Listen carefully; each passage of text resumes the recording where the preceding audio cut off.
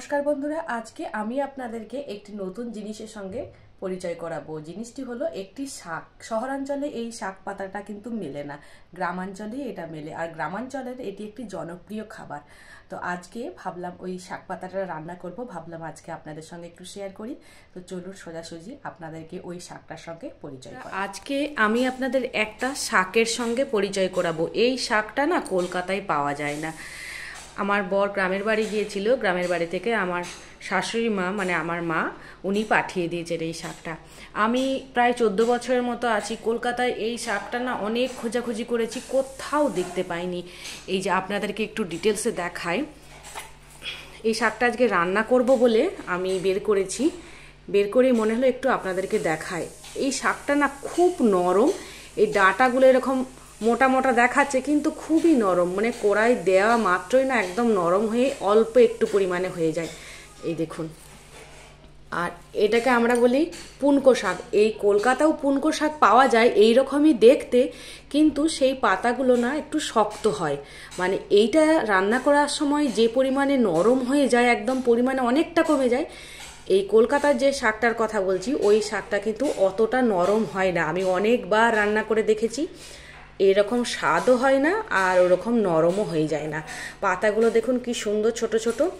আর কলকাতাতে যে মাথা পুনকো শাকটাকে পাওয়া যায় সেই শাকটা এর একই দেখতে, কিন্তু অতটা নরম হয় না। আর এই শাকটা আমরা খুব খেতে ভালোবাসি বলে আজকে আমি বের করেছি। এই শাকটা রান্না করব, পুনকো শাক বলি, মাথা পুনকো শাক বলি। এই শাক আর দুটো বেগুন বের করেছি। এই বেগুন আর এদিকে দুটো আলুও বের করে রেখেছি। এই শাক বেগুন আর আলু দিয়ে আর সর্ষে বাটা দিয়ে আর বড়ি, কলাইয়ের বড়ি দিয়ে একটা মানে তরকারি মতো করব, সেটা আপনাদেরকে একটু দেখাবো কীভাবে রান্না করছি। খুব ভালো লাগলো, অনেক দিন পর এই শাকটা খাই। মানে গ্রামের বাড়ি গেলে সব সময় এই শাকটা আবার পাওয়া যায় না। গ্রামের বাড়ি গেলে যখন যাই তখন পাওয়া যায়, তখন মা অবশ্যই করে খাওয়ায়। তো এইবারে আমার মা পাঠিয়ে দিয়েছে, খুব ভালো লেগেছে, কারণ আমি এই শাক পাতা খেতে খুব ভালোবাসি। বিশেষ করে এই ধরনের শাকগুলো, এই নরম শাকগুলো। তো আমার মেয়ে খাবে নাকি জানি না, ওকে জোর করে একটু খাওয়াবো, কারণ এগুলো এখানে পাওয়া যায় না। এটা দেখে পরিমাণে অনেকটা মনে হচ্ছে, কিন্তু একদম রান্না করলে অল্প একটু হয়ে যাবে। তো আমি এখন এই শাকটা কেটে কুটে নিয়ে আদার সবজি কি কি রান্না করব সেগুলো সব কাটা হয়ে গেছে। চলুন তাহলে শুরু করে দিই পুনকো শাক রান্না। কিভাবে করছি, কেমন করে করছি, পুরোটাই আপনাদের সামনে আমি তুলে ধরছি। প্রথমে গরম তেলের উপরে কয়েকটি কলাইয়ের বড়ি ভালো করে ওই লাল লাল করে ভেজে নেব। এখানে একটি কথা বলি বন্ধুরা, এই কলাইয়ের বড়িগুলি না আমার মা পাঠিয়েছেন। উনি নিজের হাতে কলাইয়ের বড়ি বানান, আর খেতেও না খুব ভালো লাগে। আর এই পুনকো শাকটা রান্না করার জন্য দুটো বেগুন আর একটা আলু কুচি কুচি করে কেটে নিয়েছি। আর একটা বাটির মধ্যে সর্ষে আদা জিরে ভালো করে পেস্ট করে নিয়েছি। আর এদিকে বড়িগুলো আমার ভাজা হয়ে গেল। আর বড়িগুলো না ভালো করে ভেঙে নিতে হবে। গোটা গোটা বড়ি আমি একদম দেওয়া পছন্দ করি না। গোটা গোটা দিয়ে দিলে কি হয়, ভালো করে মশলাটা না ঠিক মতো ঢোকে না। আর একটু যদি আধ ভাঙা করে নিই, বেশ মশলাগুলো ঢুকে যায় আর বড়িটা খেতেও বেশ ভালো লাগে। এদিকে পাঁচফোড়নটা যেই হয়ে গেছে, ওই বেগুন আর আলু যে কেটে রেখেছিলাম কড়াইয়ের উপরে দিয়ে দেবো। আর একটু বেশ ভালো করে এই অবস্থায় নাড়াচাড়া করে নেব। বেশ কয়েকবার ভালো করে নেড়ে নেওয়ার পর ওই বাটিতে যে সর্ষে আদা জিরের একটা মশলা বেটে রেখেছিলাম, সঙ্গে না দুটো কাঁচা লঙ্কাও আমার দেয়া ছিল, তখন বলতে ভুলে গিয়েছিলাম। তো ওই মশলাটা না এই অবস্থায় ওই বেগুন আর আলুর উপরে দিয়ে দেবো। এরপরে আরো বেশ কয়েকবার ভালো করে নেড়ে নেব, আর সাথে দেব লবণ, হলুদ গুঁড়ো, ধনে গুঁড়ো, লঙ্কা গুঁড়ো, যা যে গুঁড়ো মশলা লাগে সবই একটু একটু করে দিয়ে দেবো। যে বাটিটাতে মশলাটা রেখেছিলাম না, মশলাটা তো ঠিক করে পড়ে না, ওই অবস্থায় না একটু করে জল দিয়ে না বাটিটাতে ওই বাটি ধোয়া জলটা দিতে আমার খুব ভালো লাগে, সেই জন্য না আমি দিয়েই দিই। এদিকে মশলাদানিটা একটু কাছে নিয়ে গুঁড়ো মশলাগুলো দেওয়াই ভালো, তাহলে একটু সুবিধা হয় আর কি। আর লবণ দেখবেন আমি কখনো একবারে দিতে পারি না, ওই দুবার তিনবার একটু একটু করে দিতে থাকি, তারপরে ঠিকঠাক পরিমাণটা হয়। ব্যাস, সব কটা গুঁড়ো মশলা একটু একটু দিয়ে দিলাম।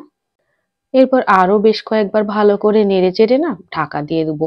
এই যে মশলাটা দেয়া হলো, এগুলো সব একটু মজে ওই বেগুন আলু একটু নরম হয়ে উঠবে, তারপরে ঢাকনা খুলে আরও বেশ কয়েকবার নাড়বো, আবার ঢাকনা দিয়ে দেবো।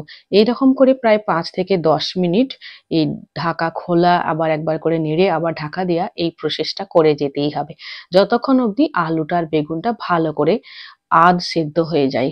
পুরো সেদ্ধ হওয়ার প্রয়োজন নেই, কারণ আমাদেরকে খেয়াল রাখতে হবে পুনকো শাকটা দিতে হবে। আর সত্যি গো, এই পুনকো শাকটা না এত নরম আর দারুণ খেতে হয়। এই রান্নাটা না সব সময় খেতে পাই না বলে না খুব মন খারাপ হয়ে যায়। যখনই গ্রামের বাড়ি যাই মাকে বলি, মা এই শাকটা বানিয়ে দাও। তবে অবশ্য এই শাকটা সব সময় কিন্তু হয় না, এই শীতকালের দিনে বেশ ভালোই হয়। এদিকে দেখলেন আমি ওই কয়েকবার ঢাকা দেওয়া আর নাড়া ওইসব করে নিয়ে না এরপরে শাকটাকে আমি তুলে দেব। আর অনেকটা পরিমাণে শাক কাটা হয়ে গেছে, পুরোটা লাগবে না, দেখবেন কড়াটা পুরো ভর্তি করে দিয়ে দেব। আর কিছুটার পর মতো ধরবে না বলে ওটা আমি আলাদা করে ফ্রিজে ভরে রেখে দেবো, আগামীকাল কিছু একটা রান্না করে নেব। এই দেখুন ভালো করে চেপে চেপে দিচ্ছি, তবুও কিছুটা রয়ে যাবে। এই অবস্থায় শাকটা দেওয়ার পর শাকের ওপরে একটু লবণ ছড়িয়ে দিলে, আর নাড়ার দরকার নেই, লবণটা ছড়িয়ে দিয়ে ঢাকনাটা দিয়ে দিলেই না কিছুক্ষণ পরে আবার ঢাকনাটা খুললেই ওই শাকটা নরম হয়ে যায়, তখন অনেকটা জায়গা পাওয়া যায়। এই পুনকো শাকের সব থেকে ভালো যে রান্নাটা হয় সেটা হচ্ছে মাছের তেল দিয়ে। ভালো মাছের তেল, এই ধরুন রুই মাছের তেলটা যদি পরিষ্কার হয় এবং ভালো হয়, তাহলে এই মাছের তেল দিয়ে এই পুনকো শাক রান্নাটা দুর্দান্ত হয়। সেখানে কিন্তু আলু দেবে না, আমার মা যেভাবে করে সেভাবেই বলছি। ওই পুনকো শাক আর 2-3টে বেগুন, আর শাকের পরিমাণটা অনেকটাই থাকে, আর ওই মাছের তেল দিয়ে করে, আর এই একই বাটা মশলা দেয়, সর্ষে আদা জিরে আর গুঁড়ো মশলা যা যা লাগে। সেই রান্নাটা না অপূর্ব খেতে হয়। আজকে আমার কাছে কিন্তু মাছের তেল নেই, সেই জন্য আমি এভাবেই করলাম। এভাবেও কিন্তু খেতে খুবই ভালো হয়েছে, আমি পরে ভয়েস ওভার দিয়েছি, দারুণ হয়েছে। আমার মেয়ে 2বার নিয়ে এই রান্নাটা খেয়েছে। এছাড়াও এই পুনকো শাকটা পাঁচমিশালি শাকের সঙ্গে মিশিয়ে ভাজা করে খেলেও না দারুণ খেতে হয়। আমরা বেশ অনেকবার এই রান্নাটাও করে খেয়েছি। চলুন, এদিকে আমার রান্নাটা প্রায় হয়ে গেছে। এই পুনকো শাকটা না বিশেষ করে বেগুনের সঙ্গে জব্দ হয়, মানে বেগুনটাও নরম আর শাকটাও নরম। চলুন, আমার রান্না ফাইনালি হয়ে গেছে, আর লাস্টে কিন্তু অল্প একটু মিষ্টি অবশ্যই দিতে হবে। আর যে বড়িগুলো ভেজে রেখেছিলাম সেগুলো আধ ভাঙা করে আমি দিয়ে দিলাম। রান্না আমার কমপ্লিট। তো বন্ধুরা, আজকের ভিডিওটা কেমন লাগলো তা অবশ্যই কমেন্ট করে জানাবেন। ভালো লাগলে একটা লাইক করবেন, আর যদি সত্যিই খুব ভালো লাগে তাহলে চ্যানেলটা সাবস্ক্রাইব করে আমার পাশে থাকবেন। দেখা হচ্ছে নেক্সট ভিডিওতে। ভালো থাকবেন, সাবধানে থাকবেন এবং অবশ্যই করে সুস্থ থাকবেন। দেখা হচ্ছে আগামীকাল আরও একটি নতুন ব্লগ ভিডিও নিয়ে আমি আপনাদের সঙ্গে গল্প করতে চলে আসবো। ততক্ষণকে সবাইকে জানালাম টাটা, বাই।